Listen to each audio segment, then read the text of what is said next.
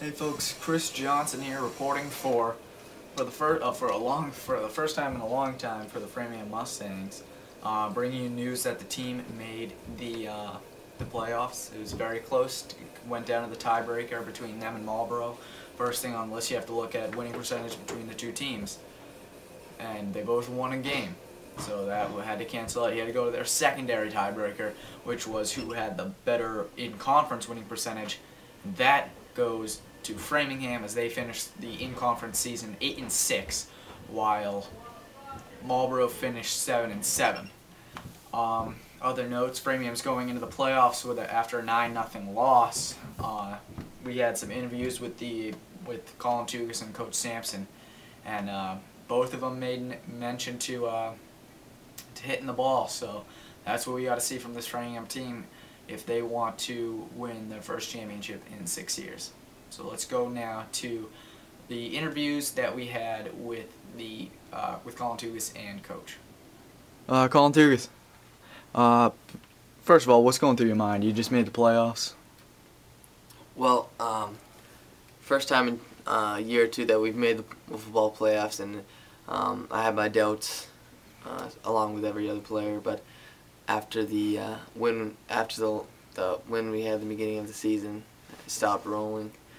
You know, you thought of the worst situation to come back last year. You know, but we just squeaked it out this year. We're definitely not gonna risk losing again. How were you guys informed of the news? Was it a big team meeting? What happened? Mr. Penn called us. Commissioner's office. Yep. We were on the field, ACT, waiting for the announcement of the playoffs, and he just said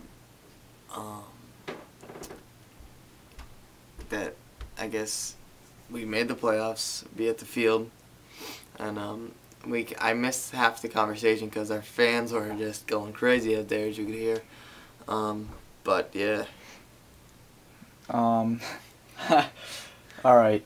You're in the playoffs for the first time in a very long time. Thoughts? Give us one word in this playoffs. Hits. We got to hit. We're not going to go. I said one word. Hits. Don't give me a very good explanation out there. Hits. I was surprised you didn't say championship. Well, you got to hit. It's baby steps, you know. You can't just go straight to championship. You got to work to bring it. Speaking of hits, you guys have been...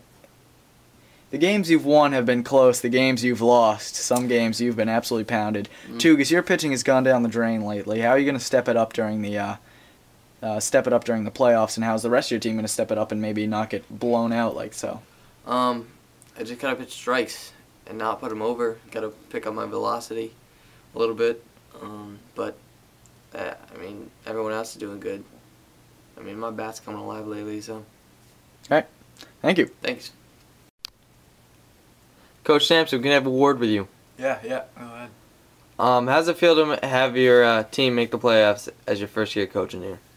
To be honest, it's very, very stressful. I mean, it's an environment that not many coaches survive in here in Framingham. Let's take a look at Andrew Tugas for a second. I think he went, what, 2 years? But, yeah, you got to look up to mentors like Coach O'Reilly. He was by far the greatest coach of all time in Framingham history, and it feels pretty good to make the playoffs, and we're definitely going to win a we're definitely going to win a championship.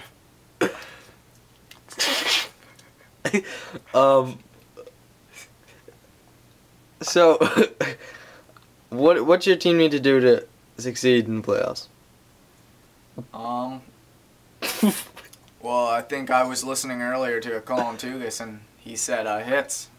Really, we're not hitting One lately. word, please. What? One word, please. You didn't say one word. No, I'm just kidding.